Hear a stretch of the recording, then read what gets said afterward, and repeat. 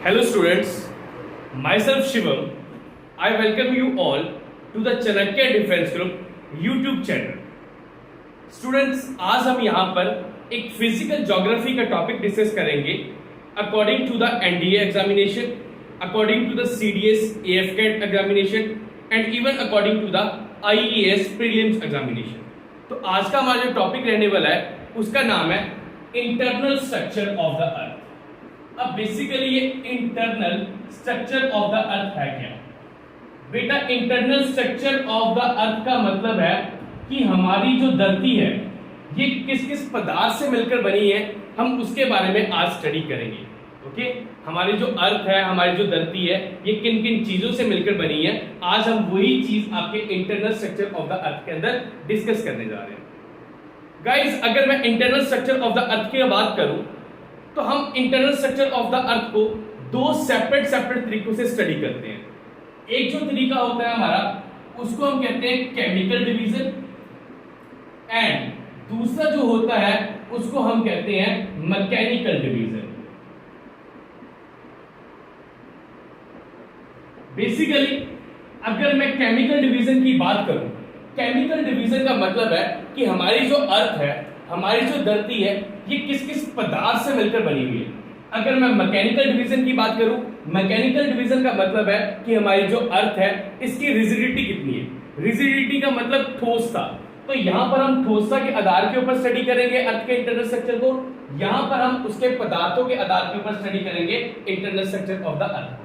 अगर मैं chemical division की बात करूं, according to the chemical division जो हमारी अर्थ है, जो हमारी धरती है, ये तीन पार्ट्स के अंदर डिवाइडेड है. आई थिंक आप सब लोग इसके बारे में अवेयर भी होंगे. सबसे पहला जो है उसको हम कहते हैं क्रस्ट, दूसरे पार्ट को हम कहते हैं मेंटल, एंड तीसरे पार्ट को हम कहते हैं कोर.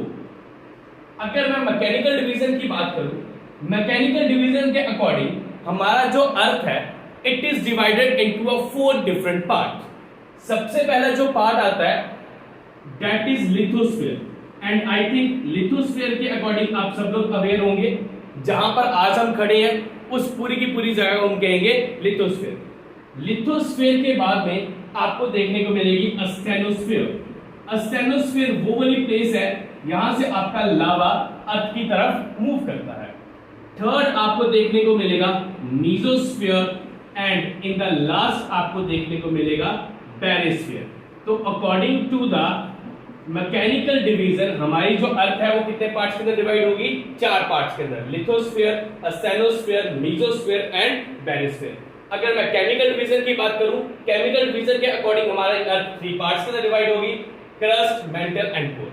तो सबसे पहले आज हम केमिकल डिवीजन को डिस्कस करेंगे, फिर नेक्स्ट क्लास के अंदर हम अपनी मैकेनिकल डिवीजन को डिस्कस करेंगे.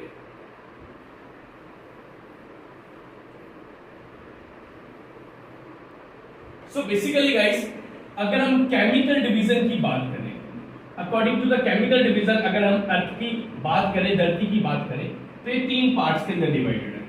This is a 1 part, this is the second part and this is the third part. पहला जो पार्ट है उसको हमने बोला क्रस्ट, सेकंड पार्ट को हमने बोला mental, and third part and interior वाले जो पार्ट है उसको हमने बोल दिया कोर. बेटा एक चीज हमेशा याद रखना, जब हम धरती से नीचे वाली साइड पर जाते हैं तो आपको समझ आ रहा होगा कि आपकी डेप्थ जो है वो इंक्रीज हो रही है. डेप्थ के साथ साथ आपका टेम्परेचर इंक्रीज हो रहा है, टेम्परेचर के साथ साथ आपका प्रेशर इंक्रीज हो रहा है. ये 3 बातें हमेशा याद रखना कि बेसिकली जैसे आप जाओगे तो डेप्थ इंक्रीज होगी, नीचे जाओगे डेप्थ के साथ साथ आपका टेम्परेचर इंक्रीज होगा, टेम्परेचर के साथ साथ आपका प्रेशर इंक्रीज होगा. ये तीनों की तीनों चीजें आपकी इकट्ठी चलेगी. इसी कारण से क्रस्ट यहां पर आज हम खड़े हैं that is solid in the nature. ये आपको सॉलिड नजर आएगी, ठोस नजर आएगी. If we talk about the mantle, अगर हम मेंटल की बात करें, mantle is semi solid in the nature. अगर मैं बात करूं कोर की, core is liquid in the nature. ये किसके आधार के ऊपर मैंने बात की? ये बेसिकली डेप्थ के आधार के ऊपर बात की एंड टेम्परेचर के आधार के ऊपर बात की. यहां पर मैंने प्रेशर इंक्लूड नहीं किया. प्रेशर की बात जो हम करेंगे उसको हम नेक्स्ट क्लास के अंदर देखेंगे. बेटा अब मैं बात करता हूं कि हमारी जो क्रस्ट, मेंटल एंड कोर है ये किन किन चीजों से मिलकर बनी है. अगर मैं क्रस्ट की बात करूं कि क्रस्ट किस किस चीज से बनके मिलकर बनी है, वो है आपकी silica and aluminium. Silica and aluminium से मिलकर बनी है आपकी क्रस्ट, राइट। इसको शॉर्ट फॉर्म के अंदर हम सीमा के नाम से भी जानते, सॉरी सियाल के नाम से भी जानते हैं। अगर मैं मेंटल की बात करूं, mental is made up of silica and magnesium. ये आपकी सिलिका एंड मैग्नीशियम से मिलकर बनी है, सो इसको हम सीमा के नाम से भी जानते हैं। If we talk about the core, अगर हम कोर की बात करें, कोर आपकी निकल एंड आयरन से मिलकर बनी है, सो इसको हम शॉर्ट फॉर्म के अंदर नाइफ के नाम से भी जानते हैं। I repeat once again, crust is made up of silica and aluminium, so that's why it is known as सियाल। अगर मैं बात करूं आपके मेंटल की, mental is made up of silica and magnesium, so it is known as सीमा। अगर मैं बात करूं कोर की, core is made up of nickel and iron, so इसको हम नाइफ के नाम से जानते हैं। अब बेसिकली ये तीनों की तीनों लेयर्स है, इनकी डेंसिटी भी डिफरेंट है। अगर मैं बात करूं आपके क्रस्ट की डेंसिटी की, क्रस्ट की डेंसिटी है 2.7 ग्राम सेंटीमीटर क्यूब।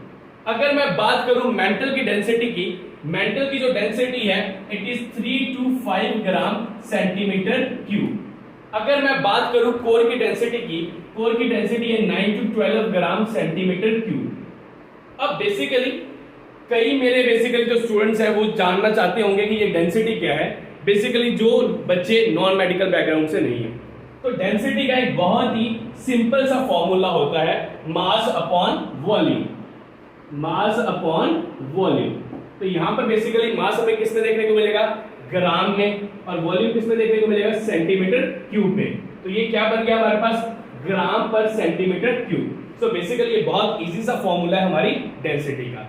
तो यहां तक आज तक हमने आज का जो टॉपिक कंप्लीट किया, it's all about the chemical division.